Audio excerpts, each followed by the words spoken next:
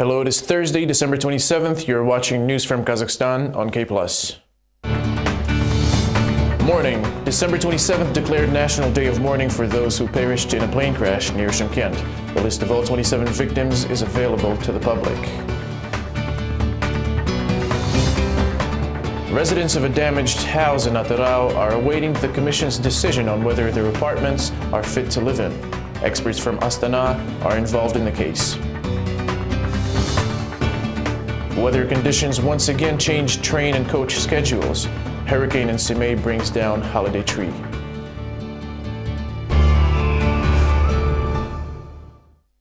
Details of the National Security Commission's An-72 plane crash 20 kilometers from Shymkent airport were revealed on Wednesday. The names of all 27 victims were made available publicly. These are 7 crew members and 20 military servicemen, including the temporary acting border service head, Turganbek Stanbekov. Passengers of the military transport airplane were on their way to Shymkent for a military council session yearly review. We turn to the first story for more.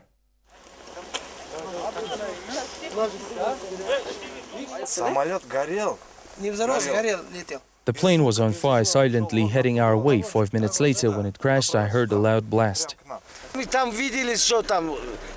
There were torn bits and pieces of human flesh all over the place, all going up in flames. This is how witnesses describe the crash of a military plane with 27 people on board, which happened on December 25th near the village Sayram. When reporters arrived to the scene during the night, the area was already cordoned off, with security forces behaving rather aggressively.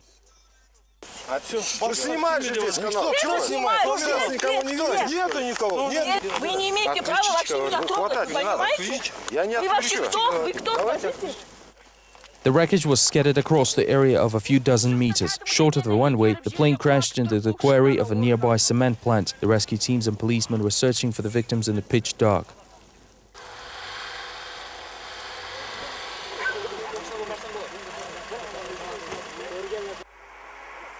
The next morning, the reporting crew failed to get to the crash site as well. There was an interdepartmental committee working and everyone waited for the arrival of their NSC head, who flew in at 1 p.m. The emergency briefing has been postponed twice, and only then Nurtay Bakayev shared the possible causes of the incident with the press.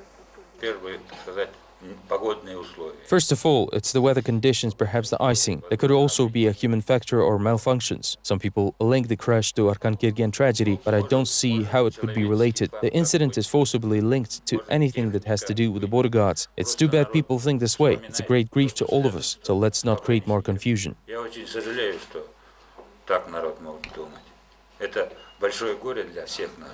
According to the head of the National Security Committee, the An-72 passed all technical inspections and collected 40 travel hours since the last check. DNA examination of human remains will be held by local experts, with foreign specialists involved if necessary. In the meantime, the flight recorder has been recovered from the crash site, and the NSC chairman assured that the causes of the incident will be revealed to the public soon. A total of 4 plane crashes took place in Kazakhstan this year, including 2 military choppers and a civilian Mi-8 in April, taking the lives of 39 people. However, neither of the tragedies served a lesson. We attempted to find out whether these are the effects of a leap year or the officials' negligence. On August 22nd at 8 a.m. the army chopper Mi-17 crashed near Astana airdrome. It fell down from 45-meter height during the planned flight. According to the official version, the chopper accidentally encountered a vortex ring state. Nobody of 4 people on board survived. On November 24th, the chopper Mi-8 disappeared from radar screens while inspecting the pipeline. Its fragments and the bodies of 8 crew members were found 5 days later, 90 kilometers away from Ucharal. On December 25th, a military plane An-72 of the National Security Committee crashed 20 kilometers away from Shymkent airport. Nobody of 27 people on board, including 7 crew and 20 military members, survived. Once again, social networks provided the population with all information about the tragedy due to lack of confirmation from official sources. The National Security Committee official website was out of service for 12 hours. It's a matter of concern. Either the information security system needs improving, or official websites of government agencies cannot cope with such a large number of visitors. The former Vice Minister of Defense Amirbek Tagusov is holding the acting rank of Major General. He says that the lack of technical condition of aircraft, the old navigation system and of course the human factor are the main reasons for military planes to crash in peacetime. Unfortunately, recent tragic air crashes have not taught the authorities a lesson. No conclusions have been made. Officials do know that the aircraft equipment keeps failing but do nothing to tackle this urgent problem, either lacking finances or not realizing the whole severity of this issue and its likely consequences. Major General Tagusov has long proposed his measures of rescuing domestic military aircrafts. I propose to transfer all these departmental airplanes and choppers to air defense forces of the Ministry of Defense. They have a proper technical basis, good flight simulators for training, as well as flight hours. The other military ministries will apply for a plane or chopper and use it. A former National Security Committee officer, Arat Narmanbetov, does know about all the nuances of the agency's closed system, but avoids any comments unless the investigation is over. On board, the crew members could be probably put under some pressure by the high-ranking military officials. It is a common thing to happen when an air emergency is considered. The question is, who exactly forced the crew and who of the crew members gave in? President of Kazakhstan declared December 27th a day of national mourning for the plane crash victims. The head of state, prime minister, as well as presidents of Kyrgyzstan, Russia and Belarus expressed their condolences to the families of those who perished. Parliamentarians honored the border guards with a minute of silence. In the afternoon, Nazarbayev held a meeting in Akorda where he announced there were no external causes of the crash.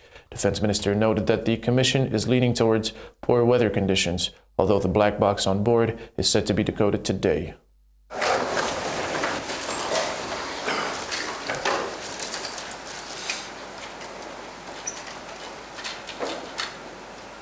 Wednesday's parliament session started with a moment's silence. The biggest grief was due to untimely passing of Colonel Turganbek Stambekov, who was appointed an acting head of NSC Border Patrol Agency just a half a year ago, replacing Nurjan Murzaliyev, the NSC vice chairman, immediately following the Arkan-Kirgen border massacre.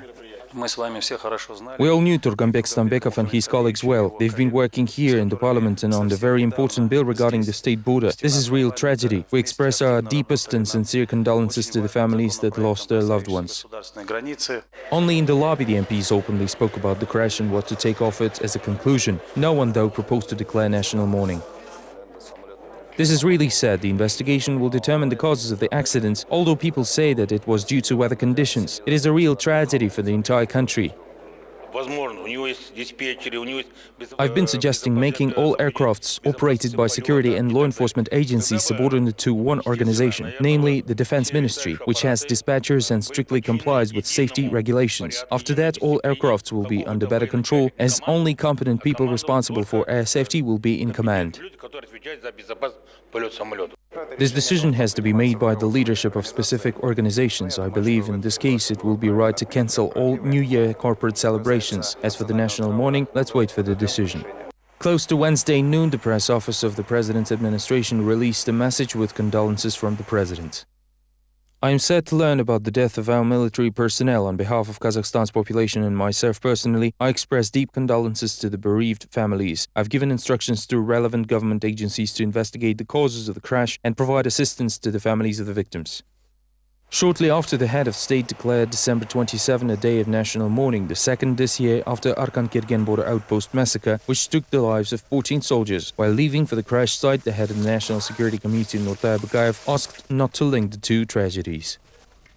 What is the price to pay to hold a national mourning? The death of a high-ranking official and regional border service employees was the second so far this year. We remember other tragedies on a national scale which qualified as nothing more than an emergency. In the leap year of 2012, President Nazarbayev declared 2 national mournings in Kazakhstan, although there were many more tragedies. Explosions at Abayskaya and Lenin mines in Karaganda in 2006 and 2008 killed 48 people, yet no national mourning was announced back then. The collapse of a dam in Kazalagash village of the Almaty region on March 11, 2010 claimed the lives of 45, but the president kept silent. No mourning was declared when miners of Zhanaozen and Kazalagash died. This doesn't fall into the general layout of the government's ideological work, which boasts Kazakhstan as a prosperous leading state.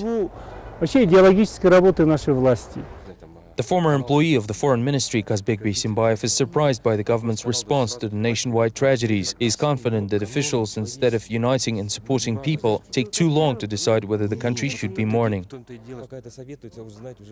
When such events occur, officials always look back, trying not to cause trouble. While they take time thinking, it becomes a bit too late to declare them on. I also believe their problem is always looking for the approval of the superiors. The issue of the entire country's support for all the families of the killed border guards was discussed on Wednesday in the parliament and offices of the ruling party. Rotan Secretary Yerlan Karin agrees with the president on his latest decision, since it is extremely rare for the senior security officials to die in plane crash during peacetime. This is a nationwide tragedy, therefore I support the proposal to declare the mourning and cancel all corporate parties. On Tuesday, the president started off with a positive mood, launching all the new production and factories, but then this incident happened. Public figures and politicians believe that every tragedy in the country shouldn't only be mourned by families of the victims or residents of the area they came from. Flags should be flying at half-mast regardless of the reason and the status of victims, because every person is valuable in Kazakhstan. An appeal petition in the case of the murder of 14 border guards and a huntsman at the Arkankirgan outpost was filed by Vladislav Chelakh's lawyer Serik Sarsenov on Wednesday. Grievances towards the court of original jurisdiction fit into 40 pages. Sarsenov noted that he received the court notice late, forcing him to exclude all of the noted violations by the court. Criminal lawyer Serik Sarsenov will definitely remember his 60-year anniversary. Instead of receiving congratulations, he was busy preparing an appeal on Vladislav Chelakh's case. It consists of 4 parts. First 2 have already been put on the case records. They include irregularities in the verdict and conflict of actual data. The lawyer is going to submit remaining data after holidays. The number of violations, irregularities and contradictions is simply outrageous. By the way, I've found 19th body. I always said there were 18 dead bodies, but I found the 19th. I've explained where I found it and why I believe it is the 19th corpse. Another renowned lawyer, Vitaly Voronov, shared his skepticism and briefly commented on the verdict passed on Chelakh.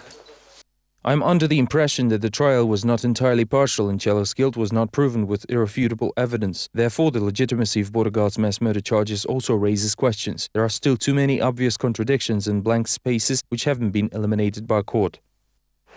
The lawyer Sarsenov unexpectedly found himself in a borderline state when defending Chelakh, the only massacre survivor. The judge issued him a warning, and now the lawyer has to appeal to higher court to defend both the soldier and himself, because he may be disbarred.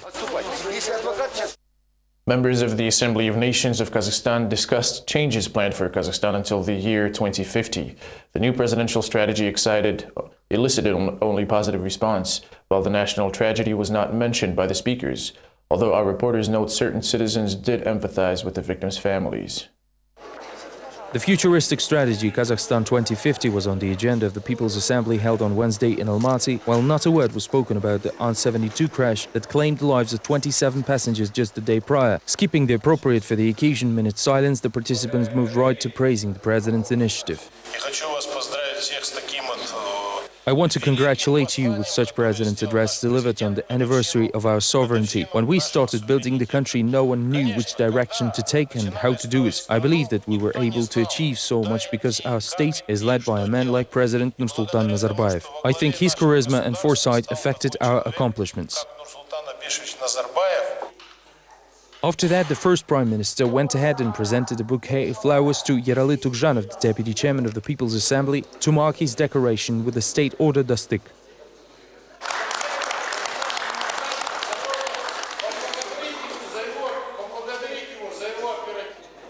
Later during the event, the participants went over the strategy and proposed to print out its text for the population as well as for sending it to other countries.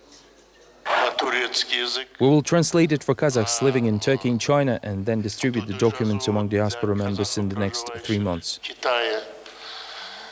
The gathering of the People's Assembly ended upliftingly, with everyone in the attendance passing each other New Year and other holiday greetings.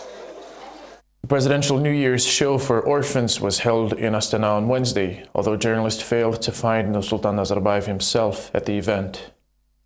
For the first time, the New Year's show is on behalf of the President. On Wednesday, we expect to have the orphans at this show. There are a total of 150 children present. Each one of them will receive personalized tablet PCs. No matter where they live, whether it's a family or a foster home, they will receive sweets and stuffed toys. According to organizers of the show, there are children from low-income families, straight-A students and activists. They were given a tour in the Palace of School Children. They followed the performance. It should be noted that it was held almost entirely in Kazakh language, while the main characters were Ayaz Ata, his granddaughter Ayman, Altyn Batır and Aldar Kose. The deputy mayor of Astana, Aida Balayeva, and former MP, the Vice Minister of Education, Murat Abenov, also attended the show. Residents of a collapsing five-story building in Atarao are still awaiting the Commission's decision on whether it is in a state of emergency. Earlier, lift slabs collapsed in several apartments. In the meantime, residents may have to celebrate the approaching New Year in a local orphanage. Experts remained silent while experts from Astana were brought in to the case. Our reporters follow the story. Last weekend, the lower floors of this multi-story building sagged, and yesterday the lost residents moved out either to their relatives or a temporary shelter provided by the officials. About 120 residents of this multi-story building have been housed in a nursing home, boarding school dormitory and a private hostel. They are provided with meals and sleeping rooms. The other people respectively moved to their relatives. Some families left their houses in a hurry and now are concerned about their property. Our flat is in the midst of this destruction, so we didn't have any time to take our belongings. We wanted to knock out a window and break the blockwork to pick up our stuff. But the mayor says if the works are finished in February, our family probably will not be able to get into the flat as everything will be changed, including the door lock. The residents expressed their concerns about the inspection of the building as a special commission has not yet given any verdict, and it is rumored that the people will return to the dilapidated building. This issue needs to be resolved as soon as possible. Now, the most important thing for us is a commission to be appointed so that we could start work as soon as possible. On Wednesday, the experts from Astana joined their local colleagues. It is still unknown whether the commission will resolve the issue with the five-story building on Sardarinskaya Street by winter holidays. The residents are anxious, as the city administration has not yet given a clear answer whether the people will be provided with new housing if the building is confirmed as failing. An Aktau court made a New Year's gift for civil activist Nuriyash Abdrimova. She was notified that her mortgage apartment was sold at the decision of the court. She was asked to leave by December 28th by the new owners. Details in this story. Nuriyash Abdrimova is losing her only housing. 5 years ago, the prominent civil activist of Aktau took out a loan against her two-room apartment. The family was paying back to the bank until Abdrimova's husband, a Karajan Basmunai employee, joined the strike along with other oil workers. That's when financial difficulties hit the family. At first, the bank made concessions, reducing the monthly payment to $330. Yet later, it refused to help the woman and closed her account altogether. Abdrimova suspects this move is linked to her actions during the labor conflict. I was arrested for no reason on December 16th when a good half of people were still asleep and I was going to read my prayers, although later the policeman did apologize to me. The judge of a municipal court wrapped up the mortgage case in the family's absence. Abdrimova learned about the apartment being sold only by accident as she recently noticed an advertisement at the block entrance. They did what they wanted, and so did the court. I went through it all, including the Court of Appeals and even physical abuse. I had to spend my own money, but they didn't care. Our courts are corrupted, I know it for a fact. Deception is all around. People lie to each other. They assure you that everything is done, but it's not really. However, the dispossession and sale of sold property in absentia is not a typical case. The local bank department refused to make comments about the matter. I'm not authorized to talk about it. We have a public affairs department at our head office in Almaty. All communication with media goes through there. I will write down your questions and send them to the Almaty office for approval. The head office, though, is not of much help. When asked why can they simply repackage the debts and what makes the bank deprive the family of its only housing, leaving Nuriyash out on the street. Kazakhstan Sports Federation received $160 million from the Samruk Kazana National Welfare Fund this year alone. However, Public Relations Director Aydar Makhmetov announced at the Expert Club on Wednesday that funding is planned to be cut by 3 in 2013. National Welfare Fund should not substitute a specialized department when it comes to budget issues, said Makhmetov. Others also need financial support, for instance, foster homes and people with disabilities. Samru Kazana representative said also that sports in Kazakhstan is corrupted. He noted that during his sports career there was no corruption, and Makhmetov himself is a 5-time world karate champion. The curator of the club, political analyst Nurlan Yerimbetov, asked the official regarding sponsoring foreign athletes representing Kazakhstan. He noted jokingly that Alberto Cantador from Spain, who receives substantial financial support from Astana bicycle team, hugs the Spanish king after major victories instead of shaking hands with the president of Kazakhstan. Makhmetov was also asked whether the management of national company consults its employees before allocating millions for a project. I don't think that the idea to finance a certain project is put to vote. This is all decided on the management level. From now on, it will also be agreed with us and our management. Any project will receive financing only after a joint and consolidated decision has been taken.